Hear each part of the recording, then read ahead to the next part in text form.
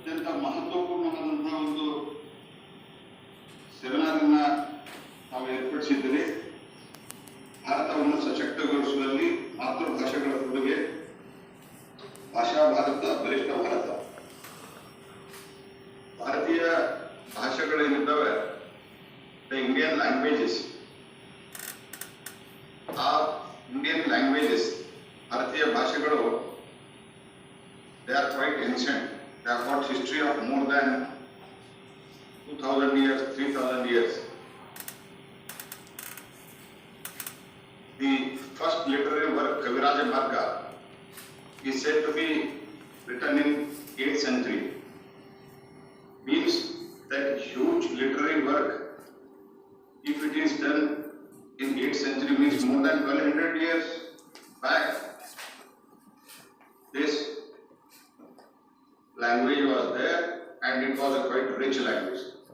ಅತ್ಯಂತ ಶ್ರೀಮಂತ ಭಾಷೆಯಾಗಿ ಕನ್ನಡ ಇತ್ತು ಮತ್ತು ಅದೇ ರೀತಿಯಾಗಿ ಅನೇಕ ಭಾರತೀಯ ಭಾಷೆಗಳು ಆ ರೀತಿ ಇದ್ದಾವೆ. ಹಾಗಾಗಿ ನಮಗೆ ಇತ್ತೀಚಿನ ನಮ್ಮ ಹಲವಾರು ದಶಕಗಳಿಂದ, ವಿಶೇಷವಾಗಿ ಬ್ರಿಟಿಷರ ಆಡಳಿತದ ನಂತರ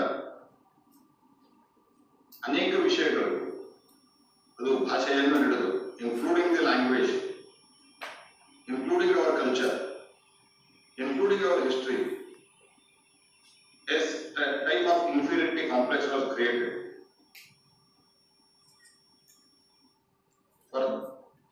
For that reason, probably, even today people are feeling that we should opt for the English medium. When we go for the school, medium of instruction should be English. और कभी कभी ऐसा भी चर्चा होता है, अगर हमारे बच्चे इंग्लिश में न पढ़ते हो तो उनका भविष्य क्या है। और जब हम बात करते हैं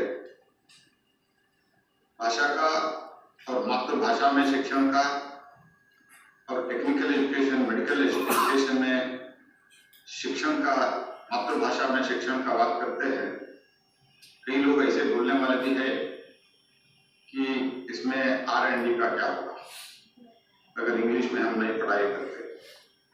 ये बहुत बड़ा गलत फहमी है, जहाँ तक मेरा आर्ग्यूमेंट है। मुझे पर्सनली बहुत का समय का सीमा है, मुझे भी दौड़ना है, भागना है, सेशन शुरू है और लोकसभा के आप जानते हो राज्यसभा सुचारू रूप से चल रहा है, लोकसभा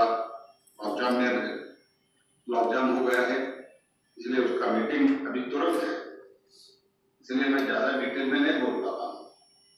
लेकिन जब भी हम बात करते हैं रीजनल लैंग्वेज में, स्थलीय भाषा में, भारतीय भाषा में हो, जब हम टेक्निकल एजुकेशन का, मेडिकल एजुकेशन का ऐसे बात करते हैं, रिसर्च एंड डेवलपमेंट का बात उसमें बाधा होता है, it will be hindrance for research and development.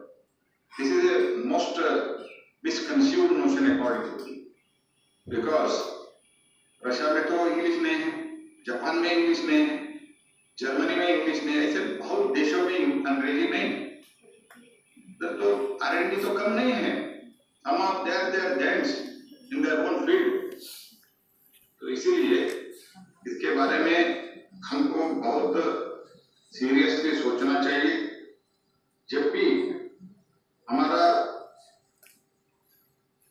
मातृभाषा में हम पढ़ते हो, नया सोच और रिसर्च, मेरा एक विशेष आर्गुमेंट है. आर्गुमेंट में मेरा एक, मैं समझता हूं कि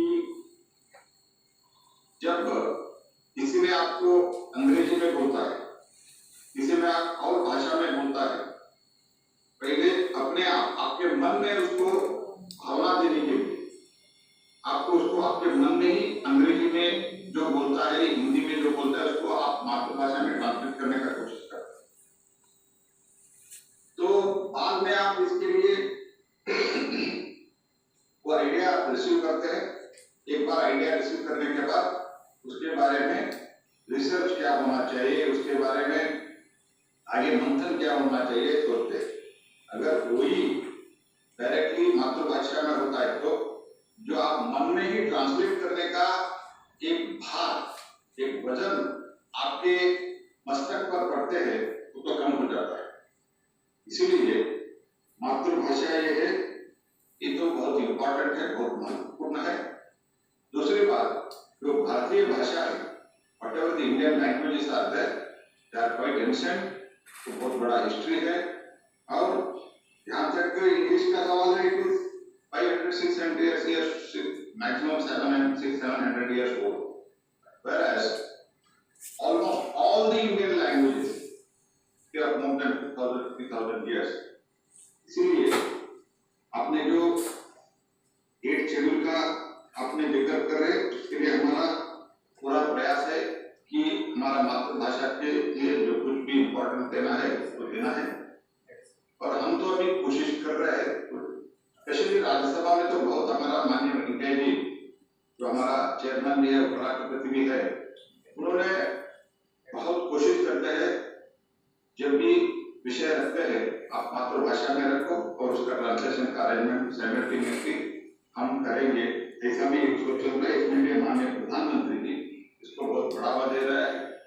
जिनको अपने मातृभाषा में बोलना चाहता है वो मातृभाषा में बोलने दो।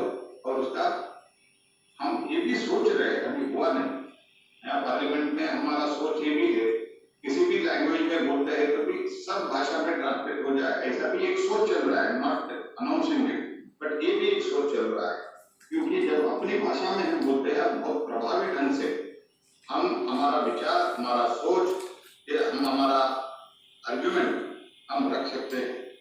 इसीलिए हम सबको ये भाव आना चाहिए।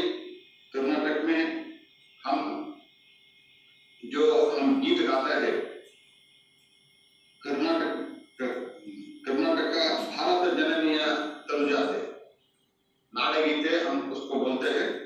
भारत जननीय तनुजाते मीन्स हर राज्य भारत माता की एक तनुज है। ऐसे हम जो भाव से करते हैं वो काम से करते हैं तो सभी भाषा का डेवलपमेंट होगा। और हमारे प्रधानमंत्री जी कल परसों बात करते हुए ये भी कहा है, नेशनल लैंग्वेज ट्रांसलेशन मिशन एक हम शुरुआत करने जा रहे हैं। We are going to launch national language translation policy very shortly. This is what yesterday prime minister told. ನಿನ್ನೆ ಪ್ರಧಾನಮಂತ್ರಿಗಳು ಹೇಳಿದ್ದಾರೆ, ನಾನು ಕರ್ನಾಟಕ ಸರ್ಕಾರಕ್ಕೂ ಆಗ್ರಹ ಮಾಡ್ತೀನಿ, ನಾಗಾಭರಣ ಅವರಿಗೆ ತಮಗೂ ನಾನು ವಿನಂತಿಸ್ತೀನಿ, ಕನಿಷ್ಠ ಪಕ್ಷ ಈಗ ನಾವು ಮೆಡಿಕಲ್ ಮತ್ತು ಟೆಕ್ನಿಕಲ್ ಎಜುಕೇಶನ್ ಕನ್ನಡದಲ್ಲಿ, ಕರ್ನಾಟಕದಲ್ಲಿ ಕನ್ನಡದಲ್ಲಿ ಮಾಡೋದ್ರ ಬಗ್ಗೆ ನಾವು ಥಿಂಕಿಂಗ್ ಅನ್ನು ಪ್ರಾರಂಭ ಮಾಡಬೇಕು। ಈಗ ಈಗಾಗಲೇ ಅನೇಕ ರಾಜ್ಯಗಳಲ್ಲಿ ಈ ಸಿಲೆಬಸ್ ಅನ್ನ ಟ್ರಾನ್ಸ್ಲೇಷನ್ ಮಾಡುವಂತ ಕೆಲಸ ಪ್ರಾರಂಭ ಆಗಿದೆ। ನಿಮಗೆ ಗೊತ್ತಿರಬೇಕು, ಬಹುಶಃ ನಾವು ಬಿಹಾರದ ನಮ್ಮ ಚುನಾವಣೆ ಪ್ರಣಾಳಿಕೆಯಲ್ಲಿ ನಾವು ಘೋಷಣೆ ಮಾಡಿದ್ವಿ, ಟೆಕ್ನಿಕಲ್ ಎಜುಕೇಶನ್ ದಲ್ಲಿ ಮತ್ತು ಮೆಡಿಕಲ್ ಎಜುಕೇಶನ್ ದಲ್ಲಿ ನಾವು ಹಿಂದಿಯಲ್ಲಿ ಅಲ್ಲಿ ಶಿಕ್ಷಣವನ್ನು ಕೊಡಲಿಕ್ಕೆ ನಾವು ಪ್ರಯತ್ನ ಮಾಡ್ತೀವಿ। ಯಾಕಂದ್ರೆ ಬಿಹಾರದ ಭಾಷೆ ಹಿಂದಿ, ಹಾಗೆ ಕರ್ನಾಟಕದಲ್ಲಿ ಕನ್ನಡದಲ್ಲಿ, ತಮಿಳದಲ್ಲಿ ಈ ಒಂದು ಭಾಷೆಗಳನ್ನ ನಾವು ಉಪಯೋಗ ಮಾಡುವಂತಹ ಟೆಕ್ನಿಕಲ್ ಮತ್ತು ಮೆಡಿಕಲ್ ಇದರಲ್ಲಿ ಆವಾಗ ನಮ್ಮ ರಿಸರ್ಚ್ ಮತ್ತು ಡೆವಲಪ್ಮೆಂಟ್ ಜಾಸ್ತಿ ಆಗ್ತದೆ। ನಾನು ಇಷ್ಟೇ ಅಂತಿಮವಾಗಿ ನಾನು ಇಷ್ಟೇ ಹೇಳುದು, you can learn any language, you can speak any language, but at the same time you should give priority to your language. ಯಾವಾಗ ನೀವು ನಿಮ್ಮ ಲ್ಯಾಂಗ್ವೇಜ್ ದಲ್ಲಿ ಪ್ರೈಮರಿ ಎಜುಕೇಶನ್ ಅನ್ನ ನಮ್ಮ ಮಕ್ಕಳಿಗೆ ಕೊಡ್ತೀವಿ, ಅವರ ಮನಸ್ಸು ಅರಳುತ್ತದೆ, ನಮ್ಮ ಸಂಸ್ಕೃತಿ ಅರ್ಥ ಆಗ್ತದೆ, ನಮ್ಮ ಸಂಸ್ಕೃತಿ ನಮ್ಮ ಭಾಷೆ ಈಗ ಇತ್ತೀಚೆಗೆ ದುರ್ದೈವದ ಅನೇಕ ಭಾಷೆಗಳಲ್ಲಿ ಅದು ಉಳಿತದೆ ಅನ್ನುವಂತಹ ಪ್ರಶ್ನೆ ನಿರ್ಮಾಣ ಆಗಿದೆ।